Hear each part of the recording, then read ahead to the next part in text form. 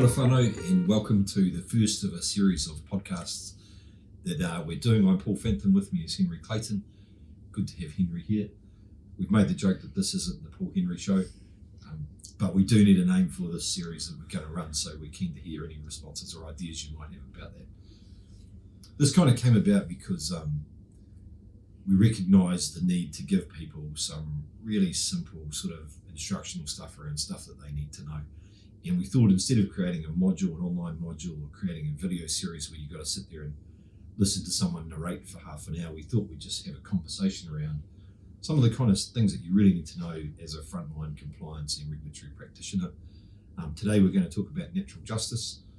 Henry's a bit of an expert in that field from his legal profession. I've got a bit of experience of getting it wrong in 20 years of regulatory practice. So we'll hand over. Anything, Henry, for you on the comments around this kind of series you want to mention as we kick off?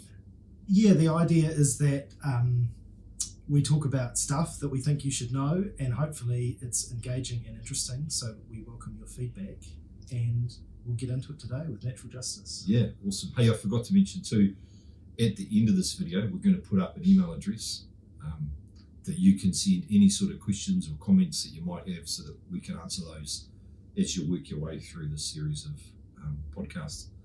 So, natural justice. Yes. What's that? So natural justice is really fairness. It's about the process by which people make decisions and running a fair process. And this has this lofty term, natural justice. It's kind of a theme through a whole lot of law, administrative law, which is the law of decision making. It's in the Bill of Rights. There's lots of case law about it. That's what it is. Cool. So why natural justice? I mean, I'm someone on the front line. Why do I need to care about this thing of natural justice? I think there's two reasons we should care about it. The first is it will help you make a better decision. You know, if you actually ask someone, put all of the allegations to them, give them a really good opportunity to provide you with all the information they have and they think that you should have, it will lead to a better decision, because you don't know what you don't know. And earlier in my career, I acted for a whole lot of people who were grumpy with the government, and a lot of times their grumpiness was, if they had just let me explain, if they just had listened to this and taken more information in. So it will lead to better decisions. Second most important thing is because it's fair, and it will make people feel better. Even when you make a decision against them, people feel better about it when they've been heard. Yeah, that's quite important. And that's the legal point, is that we have to run a fair process, and this is the way that we do it. Cool. So my understanding, Henry, from a kind of a practical sense, with nowhere near the depth of the legal thinking around this, is that natural justice has two themes. There's the hearing rule and the bias rule. Yep. Should we have a bit of a chat about those? Yep. So the hearing rule I've sort of explained, which is that idea that you need to give someone a fair hearing, give them a reasonable opportunity to talk to you. And that includes sharing with them all of the information and views that are going into your decision. Yeah. So they know essentially what is in your mind that they have to argue back against. Yep. And put yourself in their shoes and go, you would want to know, what is the regulator thinking? What information have they got? What speculations are they making? The bias rule is about having an open mind and not being predetermined or prejudging things. And it can be tricky because investigators need to use their judgment. They need to use their instincts. But what's really important is that we keep an open mind. Yeah. So if you actually have a conflict of interest, if you have something to gain or something to lose from something that you're investigating, you should probably step aside. Yeah. But also in your paper trail, you don't want to leave any impressions that you had something to gain or something to lose from that as well. Yeah, sure. Just thinking about the hearing rule again, to me it's kind of like everyone has a right to answer the allegation. So if you're gonna make an inquiry about something, collect some evidence about something, or even decline an application for something, they need to have that opportunity to say, yeah, hang on a second, here's kind of my view on that, or here's what you've missed, or here's what you've got wrong. Yeah. And if I could share with you all a little quick story, a bit of a war story. There was an agency, not Waka Kotahi, who removed somebody's license, and I was asked to do a review of the investigation. And when I looked at it, it turned out that the investigators had collected some evidence to go towards removing this person's license as part of their fit and proper person investigation. Yeah. They'd given the gentleman the opportunity to comment on that, so they'd satisfied the natural justice rights. Yeah. But then when they prepared their report that went up to the decision maker, they introduced a whole lot of new information that person hadn't had the opportunity to comment on, so they tainted the whole process. Yeah. So that's really, I don't know what you think, but I think that's a good example of the hearing rule. It is. In practice, you know. It is. And actually, in our work in the agency, there are lots of cases where the legislation sort of tells us what decision-making process to follow. For example, we give a notice of proposal, people have 20 working days to comment, and then we make a notice of decision. And that's really helpful for us as a regulator, because if we follow that process, we're pretty safe.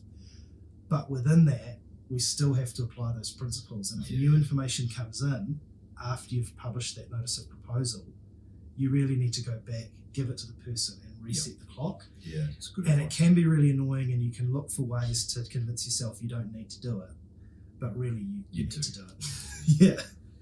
So, what happens if you get it wrong? So if you get it wrong, the decision could be overturned. Yep. So we might have to go back to the beginning. We might let an unsafe operator get their license back and keep operating. Yeah. The other way around too, we might think somebody's a safe operator, but they're not. Yeah. And worst case scenario, if we really cause damage to someone, we might have to compensate them. Be civilly liable for. Yeah. In that example, if we took someone's license, we didn't get it right, put them out of business for 6 months, they could sue us, couldn't they? And we'd potentially have to pay them the compensation. Yeah. Actually, going back to what I said at the beginning, I guess the things that can go wrong is we make a bad decision. Yeah. Or we do make the right decision, but it gets overturned because we made it with a bad process. Yeah, bad process. Yeah. And then you end up with an operator who shouldn't be operating, still operating. Yes. So we didn't get it right. Yeah. Yeah. Guess whose fault that is? Yeah. So talking about the bias rule, mate, I understand there's lots of different types of bias, and there's probably some bias that people might not be aware of. We're talking about an imputed bias, which people might not realise what that really means. You want to talk about that? Yeah, so look, if I'm the lawyer for somebody who we're taking their licence off or prosecuting, I'm going to look at what Waka Kotahi has said and how the investigator has conducted themselves and try and twist their language and say that you have an apparent bias. A reasonable observer looking at this would say you haven't come at this with an open mind. You've got an agenda against my client and you haven't acted properly. Now, sometimes those arguments actually don't get you very far, but let's not get into those arguments with people. So really, as I say, the first thing is, do you actually have an interest in the matter, something to gain or lose, or someone in your household or close to you? Or does it look like that? Could it look like that to a reasonable observer? So that's just good conflict of interest management. But then in terms of your paperwork and just think about that when you're taking your notes, when you make those impressions, when you're forming an impression and you're recording that impression, just try and keep your language nice and hygienic so it can't be twisted against you. Yeah. Just not plain English, nothing colourful. Yeah. That kind of emotive language. The one I see a bit which worries me is where people, they use things like, this is a serious breach of the law, when actually it's just a breach of the law and the seriousness is spoken to by the law itself, rather than having to say, this is a serious breach of the law when it might not be. Yeah. And it starts to look like, when you see those words appearing over and over again, it starts to look like this person is, on behalf of Waka Kotahi, is out to get this other person. Yeah. And those comments early on and something too, like, this must be deliberate, if this has happened, there must be non-compliance somewhere. Those really strong suspicions you have, try and suppress them and keep that investigator's mindset and keep an open mind. This goes back to that thing, doesn't it, of like, let the evidence speak for itself. Yeah. Like what you think doesn't really matter too much. You can have a view, but it has to be impartial. But let the evidence speak for itself. If you want to say this person's non-compliant, find the evidence of non-compliance, and then you don't need to make a judgment call about it, do you? Yeah. I guess this is a really good segue. We've talked about this. What are some sort of tips and tricks for people? I'm on the front line. What are the things that I need to kind of do and could and should do to make sure that I'm meeting my obligations around natural justice? Yeah. We've talked about that, good record keeping, nice, clean, tidy notes and emails with no emotive language. What else is there in there? Yeah, I think one of the ways to think about it is when you feel like you're ready to make a decision and you're ready to give the information to the person to comment on. Yeah. Try to tell yourself, I'm wrong. Oh, yeah. Or what if I'm wrong about this? So test your assumptions, eh? And you go, well, if I'm wrong about this, then this person will tell me. So if I just tell them everything and treat it that way,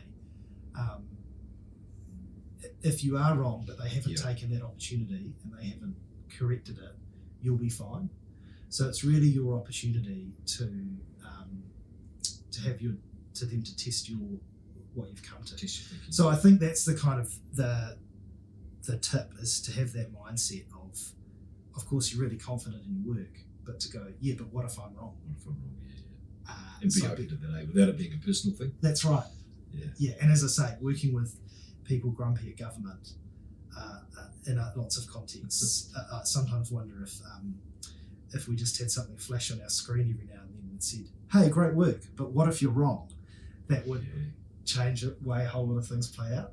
And we've all seen those cases too where, there's an assumption made around some evidence early in the case, and then that kind of becomes part of the chain of everything along the way. Yeah. And then when the decision doesn't look right at the end and you go right back, you're like, we can see the problem here. Yeah, we didn't challenge that thinking around, have I got this right? Yeah. So look, we've talked about, keep good notes. That's a fundamental. Mm-hmm. We're probably going to have a series on keeping note taking anyway, and record taking.